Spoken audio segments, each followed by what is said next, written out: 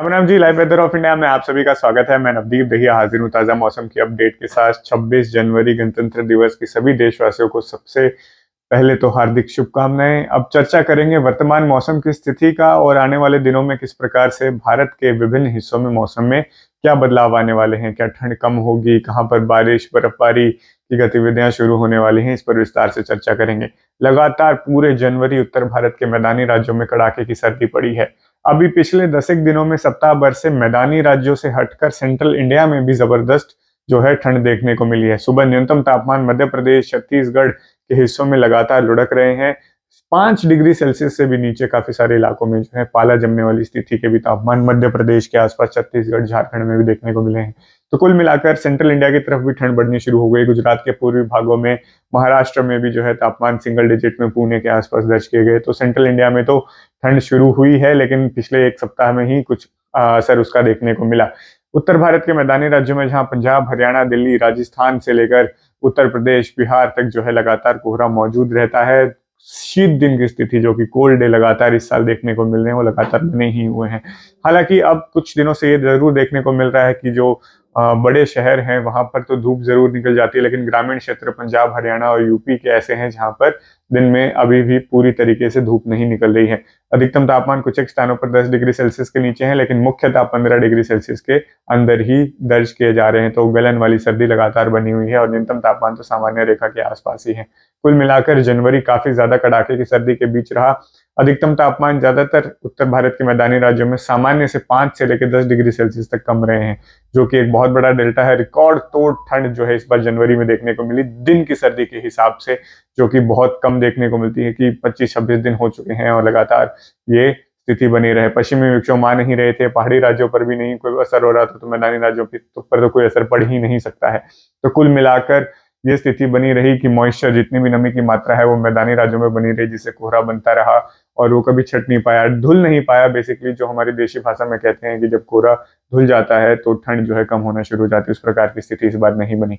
लेकिन आखिरकार आज रिपब्लिक डे के दिन ये देखने को मिल रहा है कि पश्चिमी विक्षोभ पहाड़ी राज्यों को प्रभावित कर रहे हैं। कश्मीर, हिमाचल प्रदेश के हिस्सों में जो है देर रात्रि से ही हल्की से मध्यम बर्फबारी ऊपरी पहाड़ी जो क्षेत्र है, पर्वतमाला है, वहां पर जरूर दर्ज की जा रही है, जिससे पहाड़ी राज्यों पर किसानों को राहत मिलने वाली है। पर्यटन जो स्थल है वहां पर भी जो लोग ऑपरेट करते हैं उनको राहत मिलने वाली है, क्योंकि पर्यटन जरूर फरवरी में बढ़ेगा, क्योंकि लगातार बर्फबारी का जो है पूर्वानुमान देखने को मिल रहा है। यह पश्चिमी विक्षोभ बिल्कुल हल्का है, इसीलिए पहाड़ी राज्यों को प्रभावित कर रहा है। इसका असर मैदानी राज्यों में कहीं नहीं देखने को मिल रहा है। सुबह आज कोहरा देखने को मिला, अब दिन चढ़ने के साथ कोहरा छट रहा है, तो तापमान में वृद्धि जरूर देखने को मिल जाएगी। लेकिन ये पीछे जो आप क्लस्टर देख रहे हैं मिडल ईस्ट की तरफ घने बादलों का, ये भी एक पश्चिमी विक्षोभ है जो पहाड़ी राज्यों को 28 तारीख से जो है प्रभावित करने वाला होगा। तो इसके ऊपर भी एक विश्लेषण देख लेते हैं कि किस प्रकार से आने वाले दिनों में जो है बर्फबारी देखने को मिलेगी। 28 तारीख का जो पश्चिमी विक्षोभ होगा वो कम से कम मध्यम दर्जे का जरूर रहने वाला है। तो कश्मीर, लद्दाख, हिमाचल प्रदेश, उत्तराखंड के काफी सारे हिस्सों में मध्यम बर्फबारी होगी। कुछ एक स्थान कश्मीर के ऐसे होंगे जहां पर भारी बर्फबारी 28, 29, 30 तारीख को देखने को मिल सकती है। और ये लगातार चलने वाली है, क्योंकि पश्चिमी विक्षोभ की स्ट्रीक आएगी लगातार, एक के बाद एक वेस्टर्न डिस्टर्बेंस जो है उत्तर भारत को प्रभावित करेंगे। काफी अच्छी बर्फबारी, अब इंचेस में बात होगी बर्फबारी की, क्योंकि जनरली देखा गया है कि एल नीनो के ईयर्स में जो है साल होते हैं, यहाँ पर लेट बर्फबारी और लेट बारिश की गतिविधियां शुरू होती हैं, जो कि फरवरी, मार्च में और इवन अप्रैल के महीने में भी जो है दर्ज की जाती हैं। तो कुल मिलाकर एक और पश्चिमी विक्षोभ 29 तारीख से प्रभावित करेगा। इसका मैदानी राज्यों पर और देश के किसी और अन्य इलाके पर कोई खास प्रभाव नहीं पड़ने वाला है। पूरा मौसम साफ बना रहेगा भारत के हिस्सों में पूरे जनवरी के अंत तक। खाली पहाड़ी राज्यों पर बर्फबारी देखने को मिलेगी। लेकिन एक चीज इससे जरूर जो है असर देखने को मिलेगा, वो होगा हवाओं में परिवर्तन, क्योंकि अभी लगातार उत्तर पश्चिमी हवाओं का फ्लो बना हुआ है, स्टेबल हो जाती है, रात को कोहरा बन जाता है, लेकिन इस बार थोड़ी सी उसकी स्पीड बढ़ सकती है। दिन के समय में तो कोहरा छट सकता है दोपहर में काफी सारे इलाकों से, लेकिन रात को ठंड में जो है मामूली ही बढ़ोतरी देखने को मिली। तो कुल मिलाकर न्यूनतम और अधिकतम तापमान आने वाले सप्ताह में जो है बढ़ने वाले हैं, जिससे कड़ाके की जो सर्दी अभी पड़ रही थी उससे काफी हद तक जो है निवासियों को राहत मिलने वाली है, क्योंकि अधिकतम तापमान का जो पूर्वानुमान है वो 2 से 3 डिग्री सेल्सियस बढ़ने का है। न्यूनतम तापमान का भी सामान्य रेंज में इसी प्रकार से 2 से 3 डिग्री सेल्सियस बढ़ने का पूर्वानुमान है। लगातार बात कर रहे हैं कि फरवरी के पहले सप्ताह में जो पश्चिमी विक्षोभ आने की संभावना है, हालांकि अभी बहुत दिन है फरवरी के पहले सप्ताह में पहुंचने के लिए, लेकिन मॉडल्स लगातार एक सशक्त पश्चिमी विक्षोभ के आने की जो है संकेत कर रहे हैं। यानी कि हिमाचल प्रदेश, उत्तराखंड, नेपाल, कश्मीर, लद्दाख में भारी से अति भारी बर्फबारी होगी, जो कि 1 फरवरी से लेकर लगभग 5-6 फरवरी तक चल सकती है लगातार विदाउट एनी ब्रेक। इनमें से कुछ दिन होंगे जो कि 3, 4, 5 तारीख के आसपास देखने को मिल रहे हैं, जब सबसे ज्यादा असर इस सिस्टम का देखने को मिलेगा। इसी के साथ पंजाब, चंडीगढ़, हरियाणा, पश्चिमी उत्तर प्रदेश, उत्तरी राजस्थान के भी काफी सारे इलाके समेत दिल्ली, एनसीआर में बारिश होने की संभावनाएं अनुकूल हो रही हैं 3, 4 और 5 फरवरी के आसपास। फिर कह रहे हैं कि अभी समय है, मौसम में बदलाव आते रहेंगे और इसमें अभी बदलाव आने की संभावनाएं काफी ज्यादा हैं, लेकिन अगली इंडिकेशन यही दिखा रहे हैं कि पश्चिमी विक्षोभ सशक्त रहेगा। पहाड़ी राज्यों पर काफी अच्छी बर्फबारी होने वाली है। मैदानी राज्यों में फरवरी वाले सिस्टम का असर जरूर पड़ेगा। वो हो सकता है मध्यम दर्जे का हो जाए, हल्का हो, हल्की बारिश हो, मध्यम हो और कुछ स्थानों पर भारी बारिश हो जाए, जो कि फुटिल्स और तराई वाली बेल्ट के जो इलाके हैं वहां पर। इसकी एनालिसिस लगातार होती रहेगी और हमेशा की तरह हम कोशिश करेंगे कि आपको साफ सरल भाषा में बता दें कि कौन से इलाकों में प्रभाव होने वाला है, क्योंकि अभी बहुत क्रिटिकल समय है सरसों के लिए, गेहूं के लिए, क्योंकि लगातार इंतजार चल ही रहा है बारिश का, पहली बारिश का। वो भी ऐसा नहीं कहेंगे कि पहले सर्दियों में बारिश हुई हो, अभी तक कोई बरसात नहीं हुई थी। तो कोशिश करेंगे आपको सरल भाषा में सटीक मौसम की जानकारी दी जाए कि कौन से इलाकों में प्रभाव होगा। तो कुल मिलाकर 31 जनवरी के आसपास जाकर काफी क्लियर हो जाएगा कि कौन से इलाके मैदानी राज्यों में प्रभावित होंगे।